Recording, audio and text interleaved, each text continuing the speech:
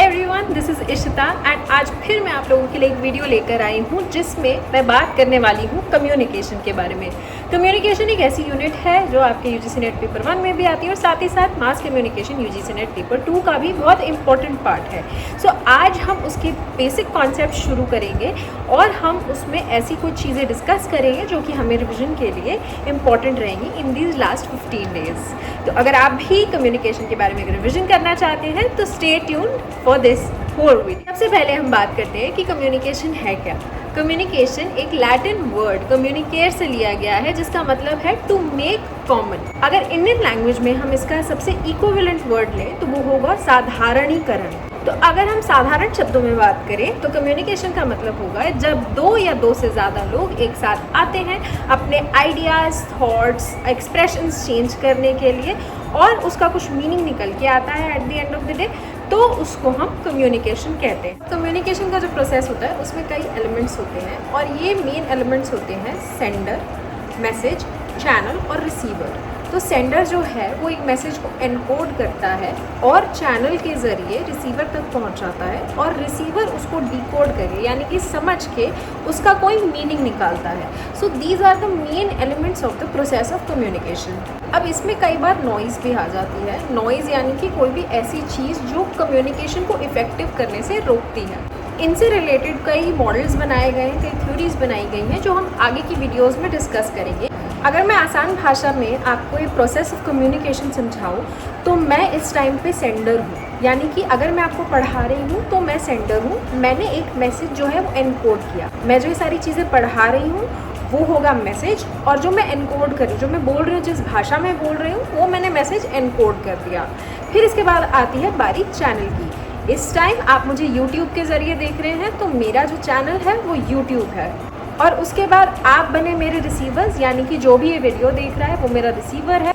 आपने जो भी इससे मतलब निकाला वो आपने डिकोडिंग की और अगर आप इसके आगे मुझसे कोई सवाल पूछते हैं कमेंट सेक्शन में तो वो होगा आपका फीडबैक और अगर आपका इंटरनेट कनेक्शन ख़राब है तो वो होगी नॉइज़। अब हम बात करेंगे टाइप्स ऑफ कम्युनिकेशन की। टाइप्स ऑफ कम्युनिकेशन में आती हैं दो टाइप्स की कम्युनिकेशन, वर्बल और नॉन वर्बल। वर्बल यानी कि जिसमें भी हमारे शब्दों का प्रयोग किया जाता है। अब इसमें आपकी स्पोकन वर्ड्स भी आ सकते हैं, इसमें आपके रिटन वर्ड्स भी आ सकते हैं। स्पोकन वर्ड्स में आएंगे जो भी हम बातचीत करते हैं और रिटन वर्ड्स में आएंगी जैसे हम लेटर्स लिखते हैं, ईमेल्स लिखते हैं, कोई मैसेजेस लिखते हैं, डीएम करते हैं अपने दोस्तों को इंस्टाग्राम पे। तो ये सारी चीज़ें आ सकती हैं हमारी रिटन कम्युनिकेशन में। साथ ही साथ इसमें नॉन वर्बल कम्युनिकेशन भी होती है। नॉन वर्बल कम्युनिकेशन यानी कि कोई भी ऐसी कम्युनिकेशन जो कि वर्ड्स के साथ नहीं हो रही है। इसमें हम जेस्चर्स भी इंक्लूड कर सकते हैं, बॉडी मूवमेंट्स और बहुत सारी चीज़ें इसमें इंक्लूडेड होती हैं। अब हम समझेंगे कि क्या टाइप्स हैं नॉन वर्बल कम्युनिकेशन के। नॉन वर्बल कम्युनिकेशन के टाइप्स में सबसे पहले आते हैं प्रोक्सेमिक्स। प्रोक्सेमिक्स यानी कि the study of distance and space. कोई जन आपके कितने पास खड़ा है, कितने दूर खड़ा है, ये सारी चीज़ों से भी हमें कई चीज़ों का अंदाज़ा होता है। इससे हम कई चीज़ें कम्युनिकेट करते हैं ड्यूरिंग इंटिमेसी, ड्यूरिंग अग्रेशन और भी कई टाइम्स पे। दूसरा है पैरालिंग्विस्टिक्स, यानी कि जब हम बात करते हैं तब हमारी आवाज़ किस तरीके से निकल रही है, किस वर्ड पे ज़्यादा स्ट्रेस है, हमारी आवाज़ कितनी तेज़ है। जैसे जब मम्मी डांटती थी तो हमेशा आवाज़ तेज़ करके डांटती थी तो हमें पता चल जाता था कि अच्छा ये गुस्से की निशानी है।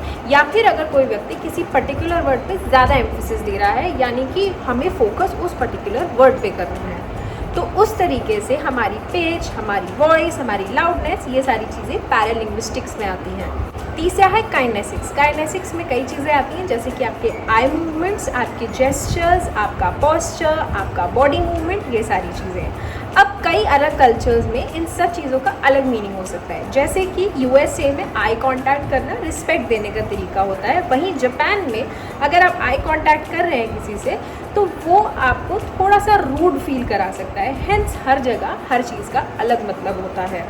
और चौथा होता है हैप्टिक्स। हैप्टिक्स यानी कि द यूज़ ऑफ टच, यानी कि अगर किसी को बुलाना हो तो हम कभी कभी उसे टैप करते हैं, कभी कभी उसे पोक करते हैं, उंगली ऐसे मारते हैं कभी। तो ऐसी चीज़ें जिसमें हम किसी को टच कर रहे हैं वो हैप्टिक्स के अंडर आता है। फिर आता है ड्रेस और अपीयरेंस। इसमें आता है कि आपने किस तरह के कपड़े पहने हैं, किस तरह से आप ड्रेसअप हुए हैं, एक्सेसरीज़ किस तरीके से हैं, वो भी कई चीज़ें आपके बारे में कम्युनिकेट करती हैं। फिर आता है क्रोमैटिक्स। क्रोमैटिक्स यानी कि कलर्स के जरिए कोई मैसेज को कन्वे करना। फॉर एग्जाम्पल हिंदू वेडिंग्स में ब्राइड्स रेड पहनती है, वही क्रिश्चियन वेडिंग्स में white colour is for the bride, और हमारे यहाँ वाइट कलर डिनोट किया जाता है when somebody passes away. So colours also convey a lot of meanings. For example अगर हम ग्रीन कलर की बात करते हैं तो green is for nature, green is for jealousy. हम रेड की बात करते हैं, रेड लव के लिए भी है, अग्रेशन के लिए भी है, और ऐसे कई कलर्स हैं जो अलग अलग अपना अपना मीनिंग डिनोट करते हैं। और एक और टाइप है आइकॉनिक। नॉन वर्बल कम्युनिकेशन में आजकल सबसे अच्छा एग्जाम्पल इसका इमोजीज या इमोटिकॉन्स। नेक्स्ट हम बात करेंगे लेवल्स ऑफ कम्युनिकेशन की। लेवल्स ऑफ कम्युनिकेशन में सबसे पहले आता है इंट्रापर्सनल कम्युनिकेशन। इंट्रापर्सनल कम्युनिकेशन मतलब खुद से जब हम बातें करते हैं या फिर मन में कोई एनालिसिस करते हैं, कोई थॉट्स हमारे मन में आते हैं, तो वो इंट्रापर्सनल कम्युनिकेशन कहलाता है। सेकेंड है इंटरपर्सनल कम्युनिकेशन। इंटरपर्सनल कम्युनिकेशन यानी कि दो या दो से अधिक लोगों के बीच जब बातचीत होती है तो उसको इंटरपर्सनल कम्युनिकेशन कहा जाता है। थर्ड होता है ग्रुप कम्युनिकेशन। जब एक स्मॉल ग्रुप के बीच में बातचीत चल रही होती है तो उसको ग्रुप कम्युनिकेशन कहते हैं, जैसे किसी ऑफिस की मीटिंग्स हो गई। फिर नेक्स्ट आता है पब्लिक कम्युनिकेशन, जहाँ पे एक स्पीकर होता है और कुछ पब्लिक होती है, जैसे कि रैलीज हो गई, पब्लिक स्पीचेस हो गई।